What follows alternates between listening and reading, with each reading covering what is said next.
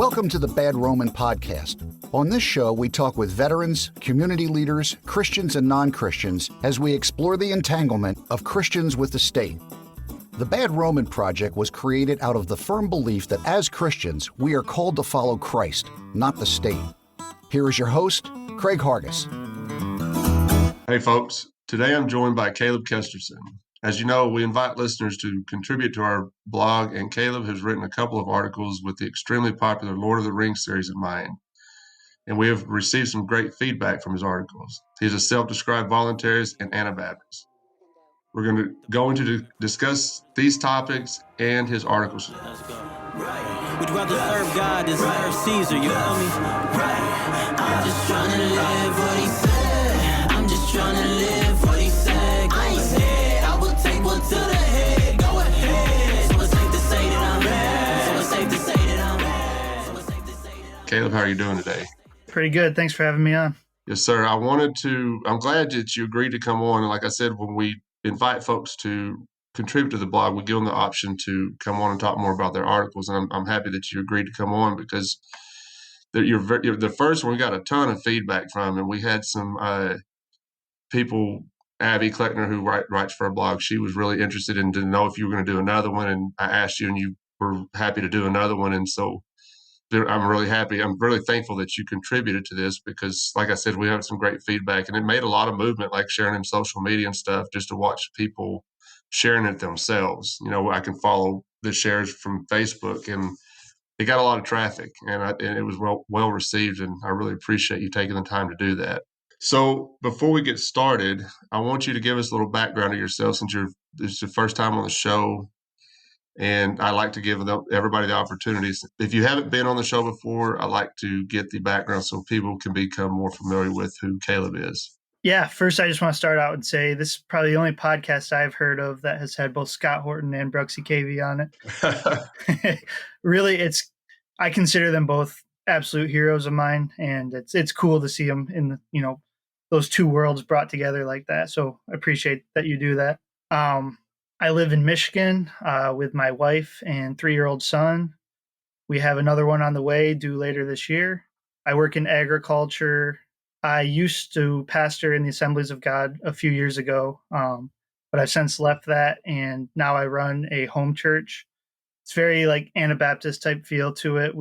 It's centered around community. We eat, we have discussions, we play games. It's just a very fellowship oriented type thing.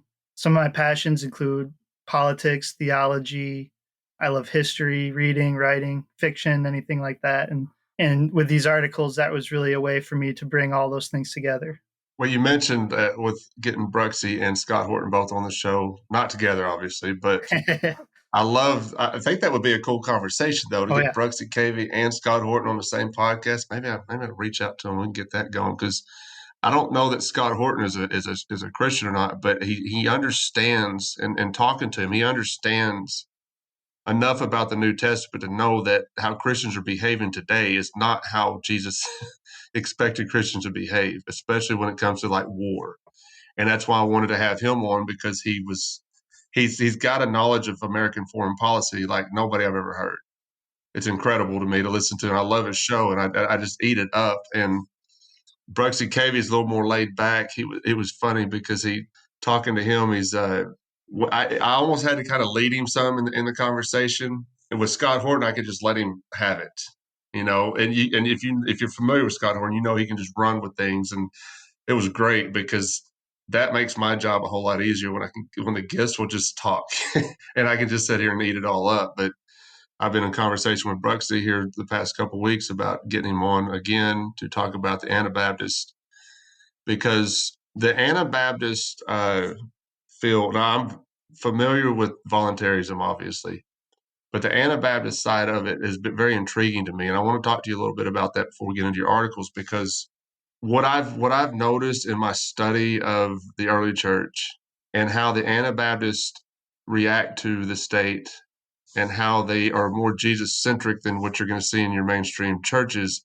seems to align perfectly with how the early church reacted and how the early church acted. And so I think there's a lot going on there. I'm not familiar enough about the Anabaptist history to know how they started, when they started. That's one, and maybe you can help me out with that. I'm going to talk to Bruxy about that as well. But I'm really curious about how that happened. You said you started off in Assemblies of God and now you're an Anabaptist, which is interesting to me because that's on like two different spectrums, like two different sides. Because I've been to an Assembly of God's church. I've been to, which to me was a little more conservative compared to and I've been to a United Pentecostal church. That was nuts to me, man. I couldn't believe what was going on. The Assembly of God, I didn't see a whole lot of that going on, but like Assembly of God's to Anabaptist, how did you get to that?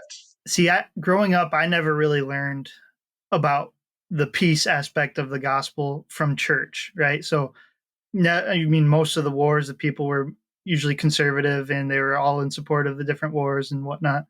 So I first came into the anti-war movement through libertarianism, through voluntarism. I learned about the non-aggression principle and all of that. And then when I left the Assemblies of God, I was really just searching, and Bruxy was one of those people I came across. And the thing that really struck me about them as opposed to other movements was their commitment to not necessarily like complete nonviolence, but they're very committed to anti-war and separating themselves from the state and things like that. So really, it was good. It's like I kind of found a home where I could match up what I believed was the worst thing about government. And I finally found a group of Christians that would agree with me on that. I think that's what's interesting to me about the Anabaptists and why I'm so intrigued by them is because I spent a lot of time in Southern Baptist churches. And just like you just said, there was always a support of the war there, and I've told this story several times on our show and on other shows, but there was a time I was sitting in a Southern Baptist church and they would have the United States flag on the stage. And one time they had soldiers or servicemen and women stand up so we could applaud them and thank them for their service. And then immediately after that, we all stood up and pledged allegiance to the flag. I know now it's no, but at the time I was like, it didn't really dawn on me that this is not what we're supposed to be doing. It was just, we call ourselves a Christian nation, which we're not, if you really look at it seriously. But so I was like, well, maybe we should be supporting the troops. And I'm not saying I don't support the troops, like I don't want to help them. You know what I'm saying? Like I want them home. That's how much I support them. Help them by ending the wars, yeah. Right. So it didn't really dawn on me that was a bad thing. And looking back, it's pretty gross. It's pretty gross how a lot of American churches are so ingrained with the state that they look at like the Pledge of Allegiance as a thing that we should be doing. I can't think of a Southern Baptist church that I did attend that did not have a United States flag on the stage. Now that I think about it, I mean, but it never dawned on me. It was just, yeah, we're supposed to be doing that, and talking to Brian Zahn when we did the episode with the Postcards from Babylon documentary, David Peters, the producer of that documentary, he said that the church he was attending, there was a flag, the United States flag and the Christian flag right below it. And he switched them, and it caused all kinds of uproar. But that's what's so intriguing to me about the Anabaptists is because they do have that sense that we're supposed to be separate from that stuff. And I love the Jesus-centric ideals behind the Anabaptists. And you can really see that with the early church. It was all about Jesus. It wasn't about a lot of other stuff. It was just what Jesus said. And I love that about the Anabaptists. And that's why I want to learn more about them. You said something about you have a home church. I love that idea too, because that's how the early church did it. They met in homes. There wasn't a building that they went to, which I'm not saying, okay, don't go to church. That's not what I'm saying at all. But I think it's really cool. Like the home church idea is really cool to me too, because I'd like to do that. I'd like to have some folks over and we just sit around, eat, play games, and talk about Jesus and talk about how we can help the people in our community, like Jesus instructed. Help love your neighbor, and I think that the Anabaptists have it down. They've got that down. Y'all have got that down. I keep saying they, but y'all have got that down, and I think it's great. Is there anything about the Anabaptist side that you are kind of mad about, like you're not really sure about, or are you full on board with it? I never really wanted to like label myself. I kind of wanted to just be whatever I was, but I did decide to take on that Anabaptist label. I guess the thing that I would say I struggle with is most people just associate it with, like Mennonite, different things like that. and Bruxy gets at this quite a bit. They were so persecuted that they came to the New World and they created these isolated communities. I would like to see an Anabaptism that goes out and meets people where they are and exists within the world, so to speak. Is that what you're trying to do with your home church? Kind of, yeah. I mean, our home church is not a huge thing. It's, a dozen people. But for me, mostly I didn't feel like I have a good fit where I'm at. I did the whole organized church thing for a long time. And this was just a way for me to, me and another buddy who was a missionary for a while. We started this, and it's just a way that we're still able to get out there and teach. We're still able to participate in discipleship. And there's not a lot of the pressures of like being part of like a bigger church. So, and I have a question. So do y'all like take an offering? Because, and the reason I ask, are you familiar with like Keith Giles? Yeah. Okay. So when I first came in contact with him, I read that book, Jesus Untangled. The coolest part about that was reading about Keith Giles is he started a home church, and 100% of any offering was brought in, they gave it to those in need. I was like, well, that's cool. That's what we're supposed to be doing. We're not supposed to be, sending kids to church camp and, buying a huge PA system, which, again, I'm not trying to just denounce any of that to anybody. Do you? But to me, giving that money that's given to the church to those in need is what the church is supposed to be doing. And if you look at the early church, they spent their time working on the fringes of society. Now, I don't know if, like the Mennonites you were talking about or the Amish are working on the fringes of society, or if they're just their own little society. You know what I'm saying? So, I mean, I don't know. So I like the idea. I like what you're doing. I think it's great. We need more of that. Tell me how you found the Bad Roman.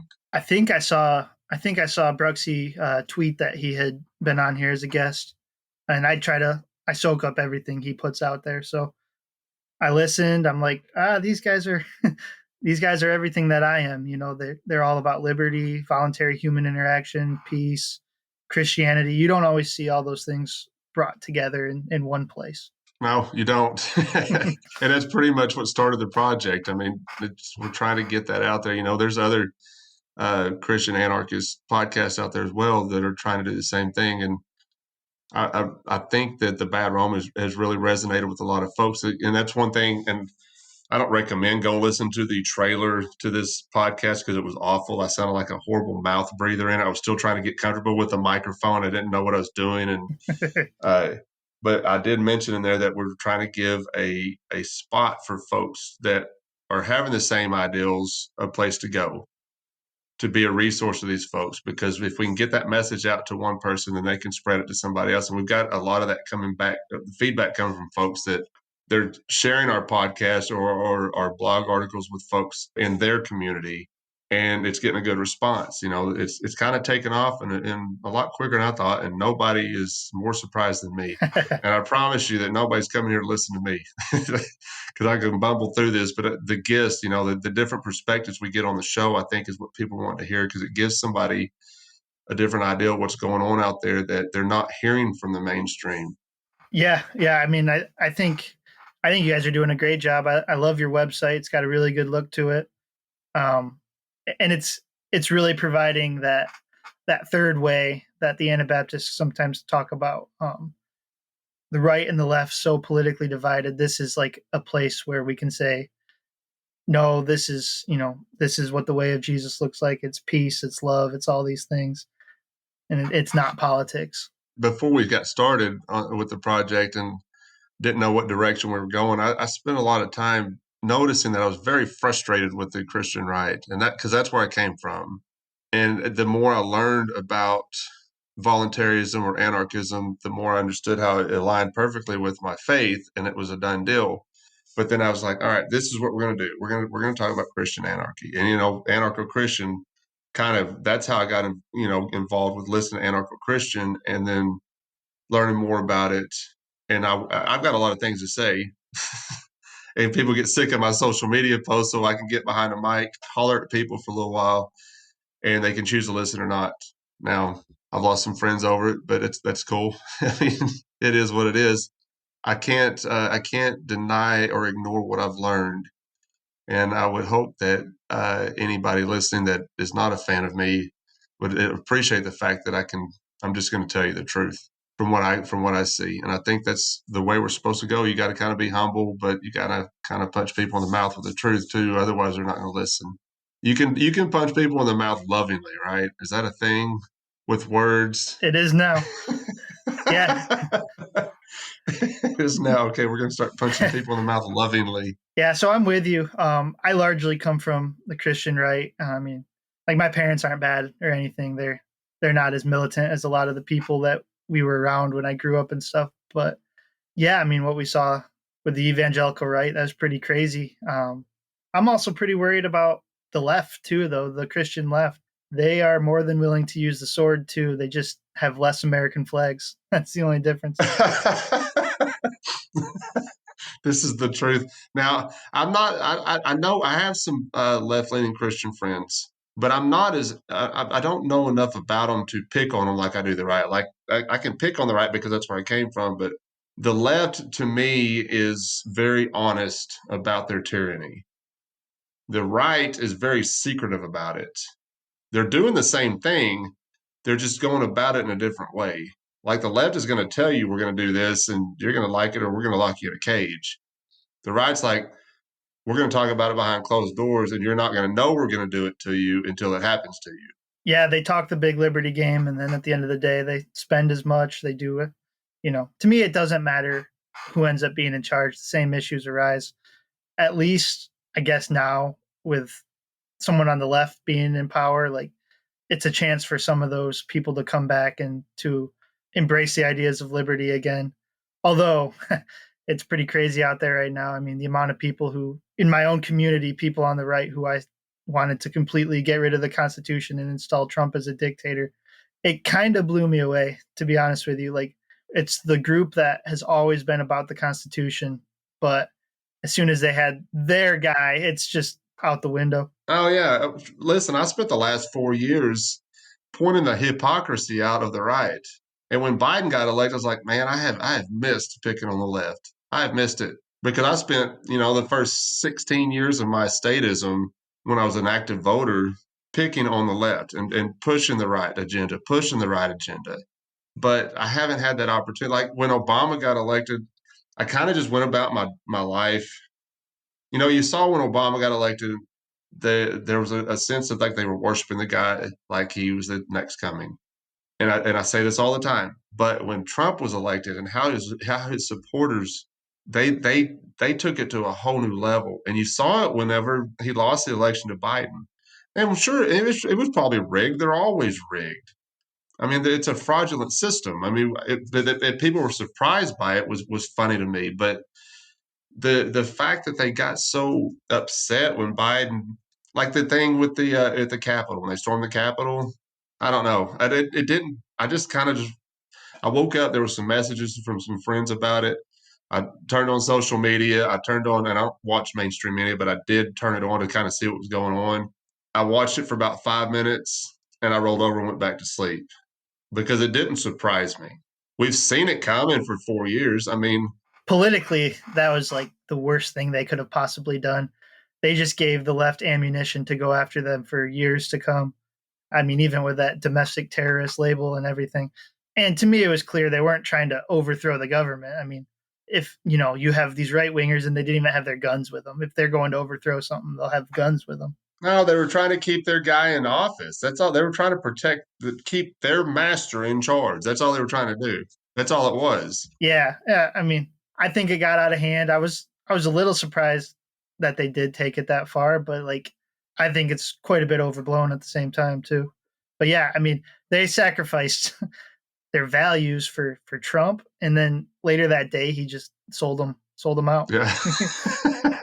He doesn't care about them, and that they think he does is, I mean, it's sad. I mean, to me, it's like watching the empire fall. I just don't care. I've gotten to the point now. We're talking about Biden. It's funny because when he got elected, and the reason he got elected, even the left hated Biden, but they voted for him because they hated Trump more. He's doing the exact same thing that Trump was doing. I mean, almost immediately he's bombing Syria. And then the stuff going on at the border, they're still locking these people up in cages, man. Nothing's changing. It's asinine that people get so locked into these people. And I've gotten to the point now I just don't care. I move about this world like nothing else is going on. I go to work, pay my bills, eat my food, hang out with my cats. That's what I do. All that other stuff is just garbage to me. I don't even care who's the president. I didn't watch any of the debates this last time around. I didn't watch any when Trump and Hillary were debating. I didn't care. I'd gotten so far away from it. Now I'm so far away from it now that it's a thing. It's not my thing. Yeah, I think that's a good place to be. I still get really worked up about the war issue, though. Well, you have to. You have to. So, like with Yemen, for example, and I know you talked to Scott Horton about it quite a bit. Man, politically, that is the easiest war for Biden to end. And he said he's ending it. He said he's pulling support for the Saudis. But there's still a blockade on the Yemeni people. They're still starving to death. We're still assisting and selling weapons to Saudi Arabia. I mean, he said he stopped it, but it's still going on. And like I said, at the end of the day, it doesn't matter who's there. They're still gonna fight the same wars. And well, it was fun. What I say fun. I find it fun sometimes to pick on these people, the statists, because when he said that he was going to end that, I made a post on Facebook. I said, great, now do Syria, Iraq, Afghanistan, and just go down the list. Let's end them all. Yeah. And then he bombed Syria. Then you can talk to the left, like, hang on a second. He's not ending anything. He's continuing things. And it's going to continue until people wake up and realize that these folks are warmongers. They're mass murderers. They're thieves and liars. Why, as a Christian, would you vote for them on the left or right? Why? And it seems to me it's kind of the Lysander Spooner defensive voting argument on both sides. Like, they're more concerned about the other side than they are about who they're actually voting for and what their person believes, as long as they got someone defending them. I can't tell you how many anarchists I've argued with about the defensive voting thing. I mean, I like everything Lysander Spooner says except for that. I don't get into I just don't think it's something that's going to work, defensive voting. But it doesn't seem to work. I'd say it's maybe the best argument for voting, but it's still not a good enough reason for me. And especially when you're talking about Christian anarchists like us, it's not a reason to override what we feel about pacifism and non-aggression and things like that. It's, to me, I mean, I think it's an okay argument, but at the end of the day, I've gave up completely on voting. I understand it. Yeah. I understand the argument. The problem is it doesn't work. Defensive voting, you're still voting for the state. You're still voting for somebody to rule over your neighbor. And I'm a Christian far before I'm an anarchist. And as a Christian, that doesn't make any sense. Why are you voting to put somebody in power over somebody that you don't agree with? They don't agree with you. That's not loving your neighbor. And I think it's fear is what it is. There's fear of what their neighbor will do to them, and it's never ending. Oh, absolutely. Voting is fear-based. It's fear-driven. And I think that is the worst type of voting that you can have is fear voting. You're voting out of fear. You're not voting on principle. You could look at Biden and Trump and everybody that went to the polls and voted for these guys. I promise you didn't vote on principle. If you were voting on principle, you'd find somebody that had an idea or understanding of the United States Constitution. At least do that. But they won't do it because they're afraid of the other guy. And I did it, man. I did it for years. I did it once. I'm a little bit younger, though.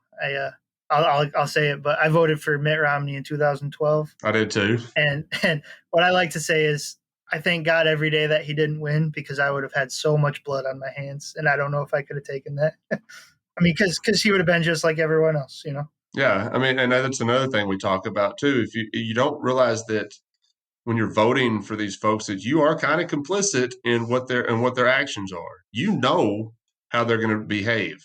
We already know that they have a proven track record of how they're going to behave once they're in office. We already know that. You know that ahead of time, and you still vote for them. So you're complicit in the genocide that's going on in Yemen. Obama started that. Trump committed genocide every day of his presidency. Tell that to a Trump supporter, and they'll look at you cross-eyed. Fox News isn't telling them about it. It's just tough for me because it's like there's so many places I know you can find out about it, and it's like it's just an excuse to when you don't know about it. And neither side wants to hear about it because it's the worst thing about their person. Oh, it's out there. I mean, I try to tell people I don't listen to corporate media anymore. I get all my news from podcasts.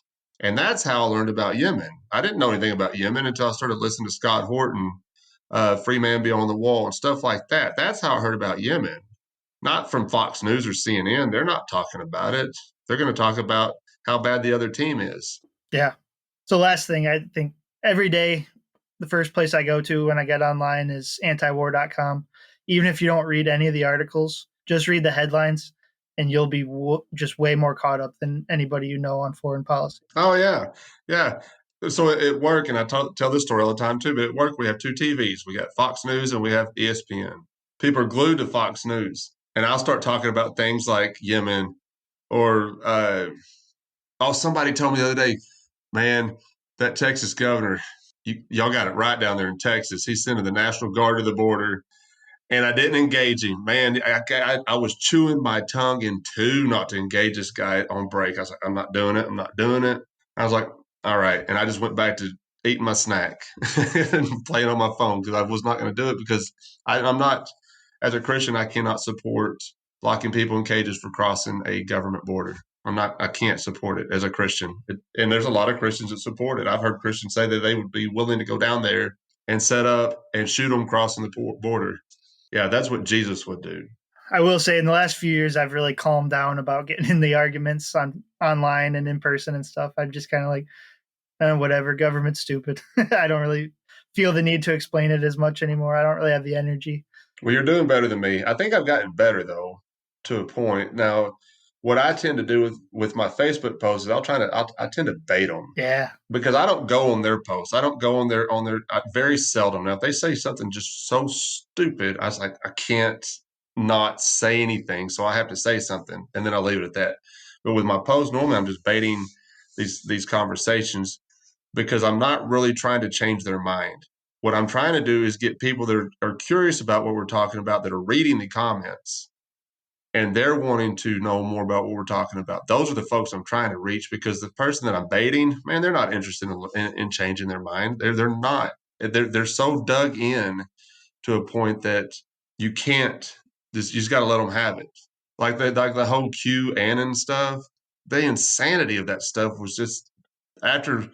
And we're getting way off of what I want to talk about, but I love this conversation because there was a couple. I had one person unfriend me on Facebook because I've commented like, I'm really concerned about you. And I was being genuine. Like, I'm not trying to be a jerk, but I said, man, I'm really concerned with these QAnon folks because I'm worried about their mental health. I mean, they were buying this garbage. Yeah. I mean, they're just being lied to. And they'll have to see it eventually. I mean, nothing they've said has come true. So, but to what you were saying, it's like, you're totally right. I mean, I have a couple buddies who are good anarchists too. And we've had countless people come up to us and say, like, we read all your stuff. Like, we're always interested in what you're saying. And it's true. It's like the person I'm arguing with is never going to change their mind. But the people on the outside who are interested and who are too afraid to say something, they'll really get stuff from what you're saying. So I think that's exactly right. I got a funny story I want to tell you, and then we're going to get into your articles. So a friend of mine, we spent like 3 hours on the phone, and he was just cannot get on board with the Christian-anarchy side of it. And he's convinced that I'm part of some kind of cult. And I'm like, dude, I'm just following Jesus. I mean, we're Christians, right? And that we're supposed to be doing. I mean, that's what I'm doing. But he's convinced that we're in some sort of cult. And and he goes, I'm going to send you a book. I want you to read it. And I was like, all right, I'll check it out. You know what he sent me? Probably like some Hannity book or something. No, it was a Bible. Oh, jeez. He sent me a Bible. And I appreciate the Bible. I've read it. I mean, I'm familiar with it. That's kind of where I'm at right now. I mean, this is how I got to where I'm at now because I've read the Bible. But he's convinced that I'm not reading the Bible, and I can quote scripture to him, right? And it doesn't register. And that's the big thing. There's so many ways to read the Bible, and this will kind of get to a little bit of Anabaptist stuff. A lot of people start, with Genesis, start with the Old Testament. The thing I love about the Anabaptists is they start with Jesus. They start with the Sermon on the Mount, and they interpret scripture working backwards from there. So he could read the Bible and come away with a God that is wrathful and loves vengeance and war and all these different things. Whereas an Anabaptist, we can read it and be like, no, Jesus shows us exactly what God is like and what he's always been like. He said it. He said, if you've seen me, you've seen the Father. Exactly. And so it's like we can read that same book and still have vast disagreements. But yeah, like I said, that's what drew me to the Anabaptist. It's like you start with Jesus. Jesus is the center. He's the key to interpreting it. And it really gets rid of some of those little bit tougher pictures of God that are harder to explain. Well, it's very eye-opening when you realize how many different denominations are out there. And I made a post about this yesterday. There's 30,000 Christian denominations, and yours is the right one. There's just a question, and it started a whole thread. And my whole point behind the post was we need to get back to what Jesus said. Let's start there. All that other stuff is just stuff to me. Like you said, you're into theology. All that stuff goes over my head, and I don't engage the conversations that often because I don't know. I think it can be a fun debate, but I'm not smart enough to follow along with it. I don't know enough about it, so I don't engage it. But this guy said, I said, Jesus came not to cause division. And if you got 30,000 denominations, there's some division there in the church. And so I think it's very simple to me. We just go back to what Jesus said. Yeah, I'm with you. Hey folks, Craig here, and I'd like to let y'all know we are always looking for writers to contribute to our blog. I don't care if you have any experience or not. 2 or 3 of our contributors had no prior experience writing, and it turns out they have a real knack for it. Our project coordinator helps them put the articles together, and she publishes them on our website and Facebook page, and you will also have the option to come on the show and go more in depth about your article. So if you like what we're doing at The Bad Roman and would like to try your hand at writing, then send us an email at thebadromanpodcast@gmail.com. We're having a blast with this project, and we would love for you to join us in helping promote it. Now back to the show. All right, let's get into your article. All right. Or both your articles. So I've got it pulled up, the first one on my tablet. And like I said, I told you before we started recording, I'm going to be the annoying friend asking you questions while watching a movie because I have not watched The Lord of the Rings, any of them. And I told you, so when I mentioned that to folks that are big Lord of the Ring fans, they tilt their head at me like I'm an alien or something, like I'm just new to this earth. So I love the articles. They're really interesting to me, and I like how you were able to compare Lord of the Rings and how an anarchist society might look. So when I ask you about a character, I may ask you, well, who's this guy? Tell me a little bit about him. And you're obviously schooled in Lord of the Rings, or you wouldn't have wrote these articles. Yeah. Well, first of all, I don't want to pretend like I'm like some Tolkien expert or anything like that. I'm just a fan, and I've read all the books, and I found a way to bring that together with the things I'm passionate about. Okay, well, let's start with the first one. And the title of the first article was Tolkien and the Night Watchmen State is the title of the article. And you started off with Night Watchmen State can arguably be seen through the characters known as the Rangers of the North and their defense of the Shire. Tell me about the Rangers of the North. Sure. They're remnants of this kingdom that has been destroyed, and there's not many of them left. They're the kings of old. Aragorn, you may have heard of him. He's one of the main characters. He's the leader, and they kind of just hang around the perimeter of the Shire and other lands that used to be theirs, and they protect them from whatever dangers are out there, whether it's evil people or wolves or whatever it might be. But they're looked down upon in society. Like the people who encounter them think they're vagabonds, beggars, people who are up to no good. But really, they're doing this very noble thing, protecting these people, and they don't even know it. Are you saying that the folks that live on this land don't know that they're out there? Right. They know that there are some rangers out there. They think they're just like gypsy type people, and they don't like them. They don't know that they're actually being protected by them. Tolkien's Rangers are essentially unknown to the people of the Shire, yet without them, it is unlikely that the diminutive hobbits would be able to keep the evil outside their borders at bay. explain how that equates to a voluntary society, because it sounds just like on its face, it sounds like there's a standing army. Yeah. So for sure, it's at the very least minarchism, which means a minimal state. But I think it might be more than that if we really look at it. The Shire is a completely voluntary society, as we'll probably get into. But the Rangers at this point are voluntary. They choose to follow Aragorn as their leader, and they choose to defend the borders of this land. They don't institute any laws over the people they protect. They don't collect taxes. They don't do anything like that. So I believe they're voluntarily choosing to protect these people. Okay. So it's not like a, what's the word? Conscription? Is that the word I'm looking for? It's not like that. Yeah. So it's possible that these Rangers have like sworn an oath of loyalty to their leader and something like that. So it is possible, but as far as their protection of the Shire, I don't know. I think it could be a minarchism, but I don't. It's tough. It's a tough call on that. I don't know. Well, tell me about the Shire then. Kind of backtrack a little bit. Tell me about the Shire, because you said that's a voluntary society, right? Explain that to me. Explain to me how what they're doing is voluntary. There's almost no positions of government within their society.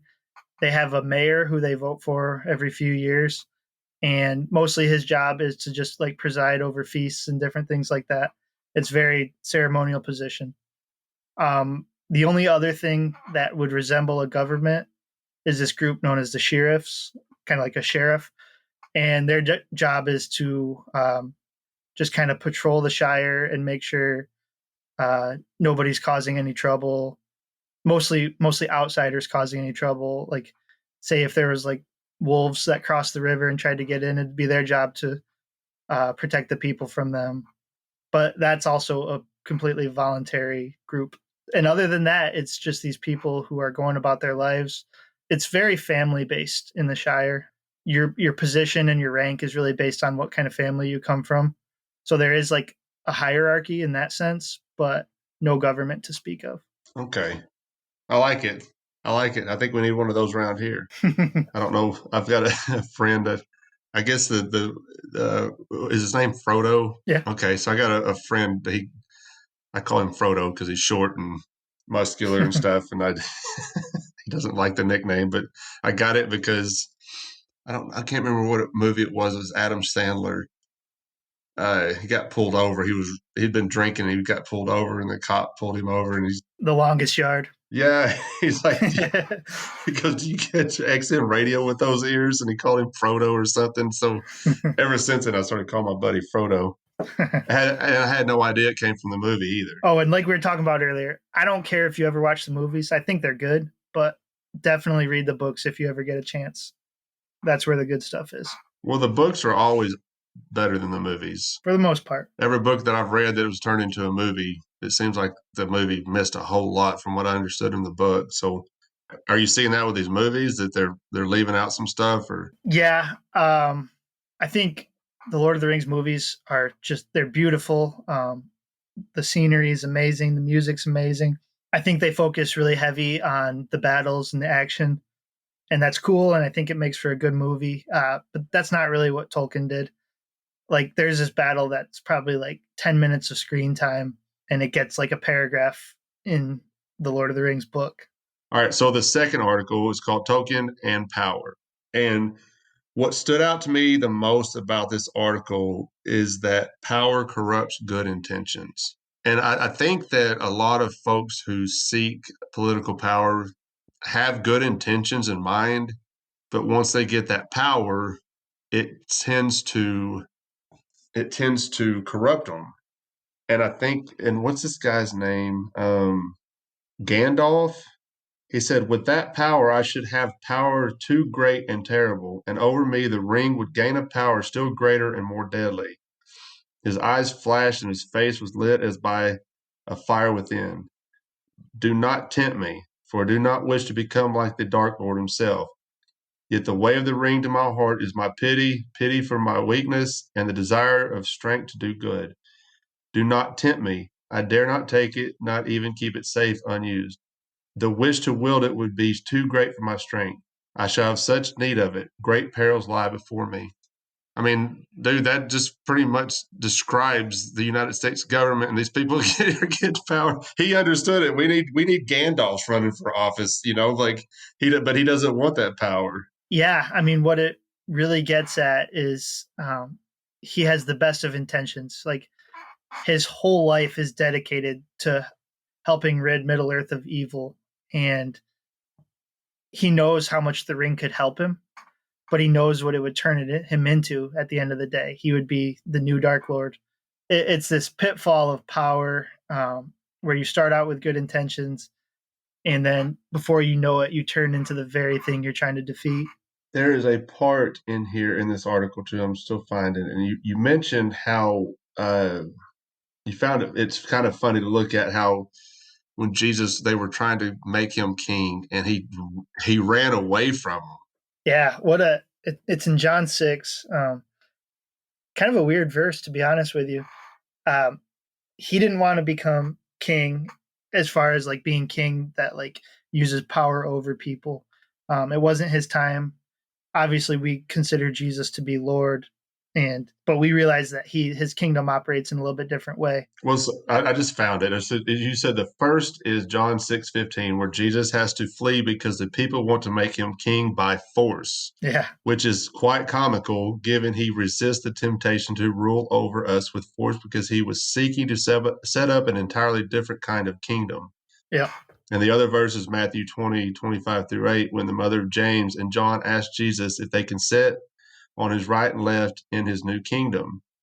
Jesus responds by explaining what his new kingdom looks like. He tells them it's not serving, not lording over like the other earthly rulers do, and shows them instead that self-sacrificial love is the ultimate demonstration of the kingdom of God. Yeah.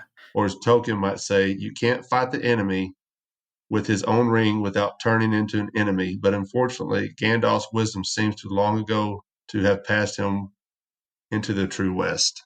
Yeah. So one thing where it says he tells them it's not serving, that should say it's about serving. So Jesus' kingdom is about serving those in need. It's not about lording over. And Tolkien does a great job of demonstrating self-sacrificial love the way that Jesus does. And I think he really gets it. What's that quote that I think it was in your first article, maybe it was in this one, when Tolkien was talking about he leans more and more to an anarchist in his political views. Was he writing? He was writing a letter to his son. Yeah, his son was stationed in South Africa during World War II, and he would write letters to him like weekly, and he's just talking kind of about the state of the world. Let me pull it up here, actually. Well, see, the reason I asked about it is because I remember reading that, not knowing who Tolkien was. See, that's how ignorant I am to the Lord of the Rings. I didn't know who Tolkien was until I saw this quote, and I didn't realize that he was the writer of these books either. So I didn't realize who he was until I kind of researched him a little bit more. And I hear a lot of Christian anarchists talking about Tolkien and talking about the Lord of the Rings. And I'm like, who are these people? What is this movie? And who is Tolkien? But I read that quote by him. And I was like, that's perfect. Yeah. I have it right here if you want me to read it. Yeah. It says, my political opinions lean more and more to anarchy, philosophically understood, meaning the abolition of control, not whiskered men with bombs. The most improper job of any man, even saints, who at any rate were at least unwilling to take it on, is bossing other men. Not one in a million is fit for it, and least of all those who seek the opportunity. I love it. I love that. I mean, that's it. I remember sharing that quote on Facebook, and my mom is kind of creeping her way into anarchism, which is kind of fun to watch, because like I said, I grew up in West Texas, and so it was deep red, and we always voted Republican and stuff. And then in 2016, she kind of broke away from it and voted for Gary Johnson for the Libertarian ticket. And I was proud of her. I was still voting at the time. I wasn't going to vote for Gary Johnson. I voted for the Darrell Castle, but I was proud to see it. But I remember sharing that quote by Tolkien, and she heart reacted it. I was like, and I tell her all the time. I said, you're an anarchist. You just don't know it yet. There's just things about the idea of it that not everybody can get on board with because they have questions, and that's what we're here for, trying to answer those questions. So you ended this article and you said, I want to leave you with one final verse from 1 Corinthians 1:27, and I want you to keep in mind the brave hobbits of the Fellowship of the Ring when you read it. Instead, God chose things the world considers foolish in order to shame those who think they are wise, and he chose things that are powerless to shame those who are powerful. Yeah, so, I mean, I can just totally picture Frodo and Sam, these little hobbits going into Mordor underneath the nose of the enemy and destroying his ring. And if you go through my article, you'll see that Sauron, he's the bad guy. The last thing he suspects is that they'll try to destroy his ring. He thinks that they'll try to use it against him because that's what he would do. He would fight force with force, right? And that's the most natural thing for us to do. When instead their goal is to go and destroy it, which gets at that self-sacrificial love aspect of things. So it's this idea that these tiny, tiny people are the ones who are able to take down the strongest evil in the world. And that's how God operates. He uses the foolish things, the small things, to confuse and confound and take down the powerful. That's perfect. That's awesome, man. I got one more question before I let you go, though. So in the About the Author section under your articles, there's a quote. It says, may have been the losing side, still not convinced it was the wrong one. Where did that come from? Is that yours or? It's not mine. Oh, I've adopted it. Keep it alive. Have you ever heard of the show called Firefly? Yes. It's a Joss Whedon show. It only ran one season before Fox canceled it. It's kind of like a cult favorite. The captain of the ship, he's got some libertarian leanings. He just wants to be left alone and to run his life. And he had fought in this rebellion against the government, and they had ended up losing. And so he's been carrying that around, and people will, bring up to him from time to time, well, you were on the losing side. He's basically like, well, I may have been on the losing side, but I don't think it was the wrong one. And, I think as libertarians, as anarchists, whatever you want to say, even as Christians, we're going to lose the fights when it comes to real force, right? We don't have the numbers. We're not, in our case, we're not willing to fight that fight, but losing those battles doesn't mean we're wrong.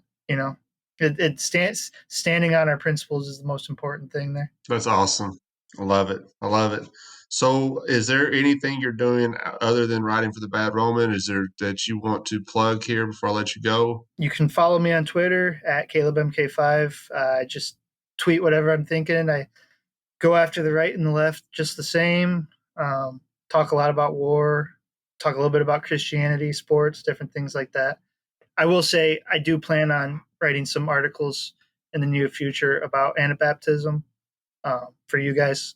One of them is going to be titled Anabaptists in the Early Church, and it's going to be highlighting comparisons between essentially how both were willing to die for their faith and not use force to fight back against their oppressors. But the twist in this one is that the early church, it was the Romans who were killing them, the pagans.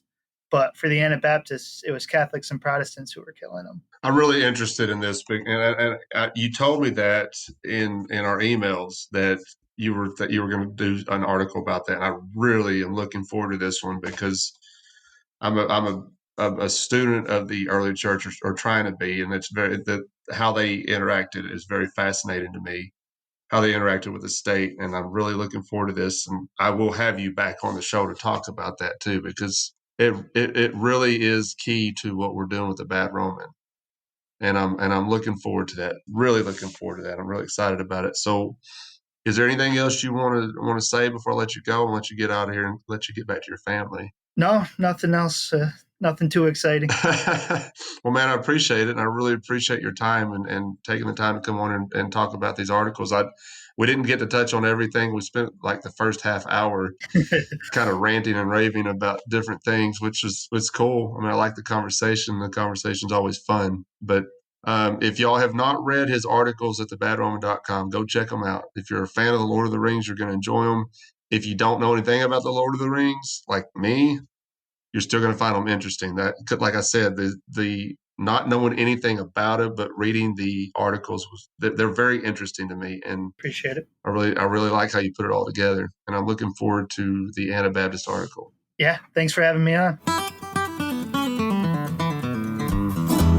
Thanks for joining us this week on the Bad Roman Podcast. Be sure to subscribe to the show wherever you find your podcasts to never miss an episode.